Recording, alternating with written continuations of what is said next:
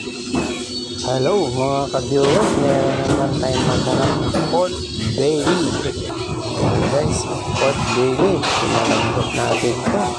Pinagyan ng ating ingredient para lumambot. Dito po yun guys ang pinaglagyan. Yung sauce niyan is dyan ilalagay ang sauce ng pork belly. So, ang luto yan guys is pork honey belly. Ang sarap yan guys, malambot, ang sarap dahil pork belly. Yan guys, pinalambot, nilagyan ng honey sauce. So masarap po yan guys. Yan, ito po yung ating sauce na nilagyan ng honey. Pork belly guys, yan.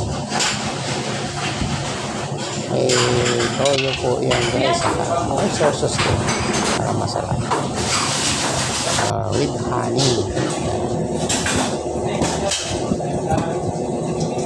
Ganyan lang guys, oh. Ang sarap. Ang lambot. Pag pork belly guys, masarap yan. Kahit saan ang part ng pork belly.